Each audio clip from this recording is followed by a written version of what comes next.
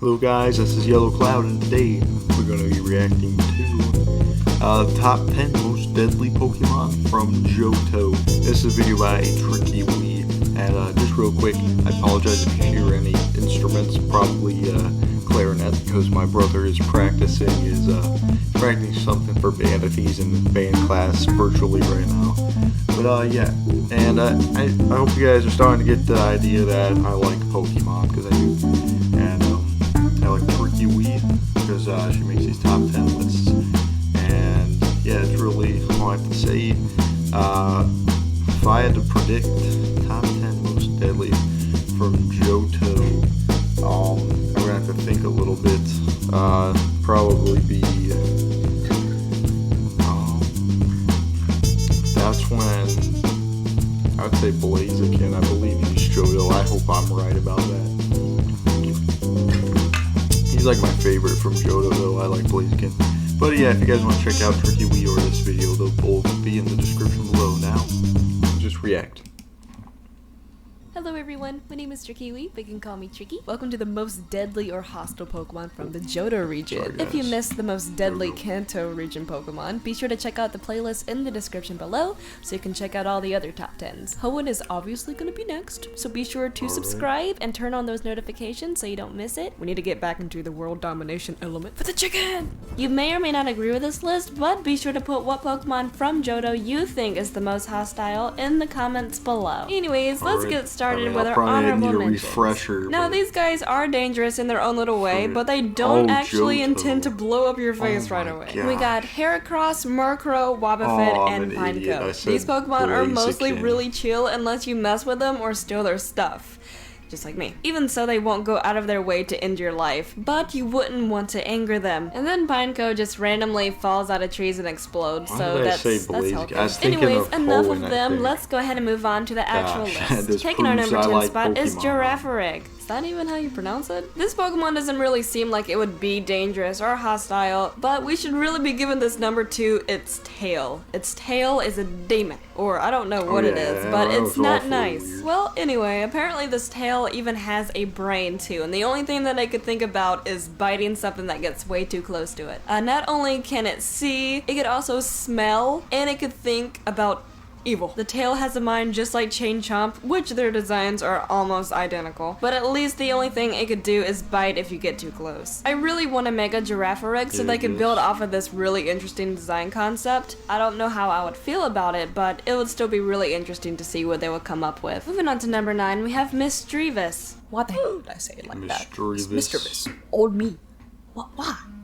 Just analyzing its design, it does not seem like it would be a Pokemon that would cause havoc. I know it's a ghost type and everything, but it's freaking adorable. You'd never think that it would actually cause a lot of harm. But anyway, according to its Pokedex entry, this Pokemon loves playing tricks on people. You see those little orb thingies? They absorb fear, and that's how this Pokemon receives nourishment. It makes a really creepy sobbing noise out of nowhere just to scare people, and then they randomly bite and pull people's hair just to get a reaction? What the heck, dude? Fear is a powerful thing, and this Pokemon is definitely not a very friendly one. Moving on to number 8, we have Tyrogue. This little thing doesn't look like it would be a threat at all, but that is exactly why this Pokemon is extremely dangerous. Even though this Pokemon is small, if it feels like it's being ignored or being insulted in some way, it would just come up and punch you in the face. So it's basically like a spoiled kid who doesn't get what he wants. Or that drunk guy at a party just randomly comes up, minding your own business, and just punches you in the face for no reason. But of course, just because it's small doesn't necessarily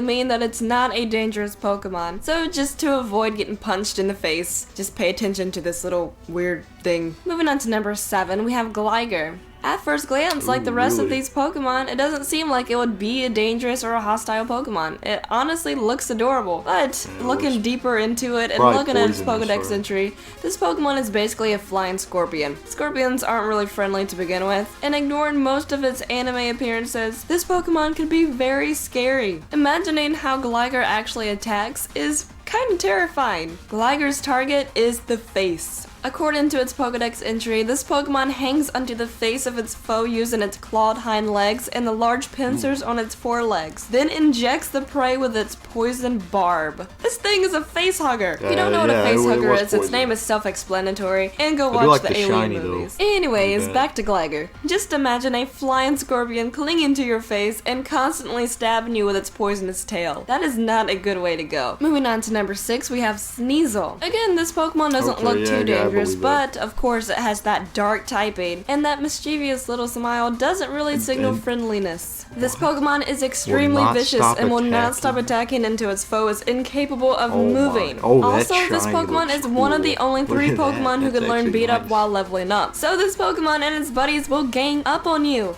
But of course, a Dark Ice type with razor-sharp Wolverine-looking claws would be a danger to anything. Moving on to number 5, we have Ursaring. Now, just looking at this Pokemon, you could definitely tell that this would be a hostile Pokemon, especially since it is based off of a grizzly bear. This Pokemon doesn't necessarily go around looking for trouble, but like real bears, they're extremely territorial, and they're really protective over their bebis. So if you accidentally wander into an Ursaring's territory, you're probably gonna die. Also, if it happens to be anything like a real bear, again, if you just happen to look at its child, it will charge at you. Mixing up a little bit of real life information in here, grizzly bears are responsible for 70% of fatal injuries to humans. So imagine a superpowered bear doing that. I want Pokemon to be real, but if they were real, I'm pretty sure that we would have a few problems. Moving on to number 4, we have Feraligatr. You could just kind of look at its face and you could tell that it would want to bite itself. Feraligatr is a giant 2-legged alligator crocodile monster thing who is capable of moving at a very high speed. It also has opposable thumbs, and it's not just stuck in the water like real alligators. It can come up to your house, open the door, and eat you. According to its Pokedex entry, whenever it bites with its massive and powerful jaws, it shakes its head and savagely tears its victim up. Of course, this is really similar to what real alligators do. They do the death roll. They basically just grab their prey and they shake and they twist until their prey is completely dismantled. It's pretty gross. And what's so scary is that that's actually real. Now imagine a Feraligatr doing that. I honestly feel so sorry for its prey. Or if it happens to be hungry for humans. So if Pokemon were real, I would probably want to stay away from a Feraligatr unless I owned one. Taking on number 3 spot is Houndoom. This Pokemon would definitely give you all the cuddles and all the love. Anyway, in Pokemon lore, people imagine that this Pokemon would actually summon the Grim Reaper,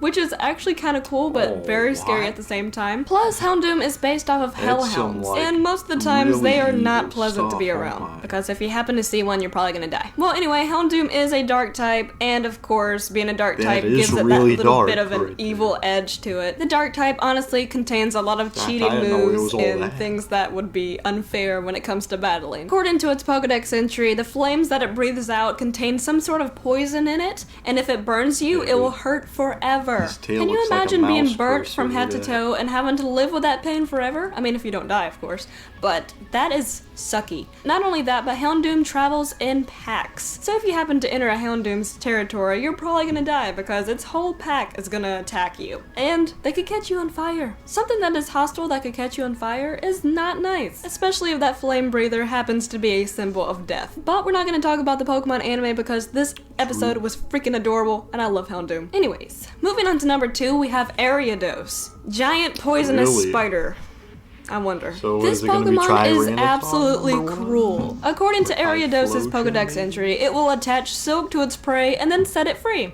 Seems nice. But then, it tracks the silk to the prey and its friends. So it basically puts a tracking device on the thing, trick the person or the Pokemon to believe that they're free and they're safe, and then it will follow them and kill their friends and family. That's lovely. Do you know how hard it is to see spiderwebs sometimes? Sometimes they could be practically invisible.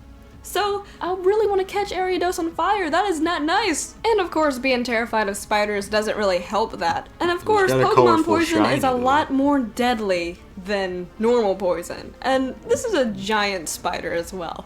So this Pokemon is definitely far from generous, and one that you would never want to run into. Now before I reveal number 1, be sure to vote for next week's countdown, put everything in the comments below, and also be sure to tell me what Pokemon from Johto you think is the most hostile in the comments below as well. So the number 1 most hostile Pokemon from Johto is Igglybuff.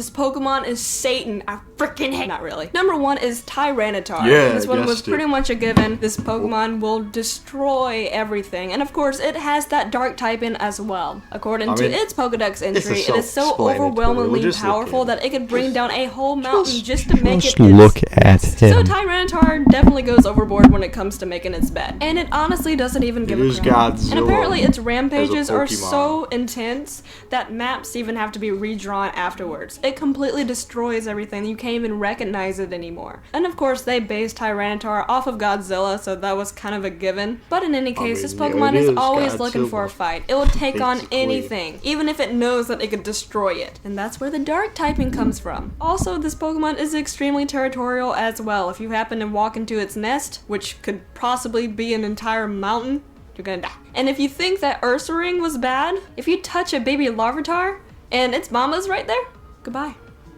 Goodbye forever. Anyways, those are my top 10 most hostile Pokemon from Johto.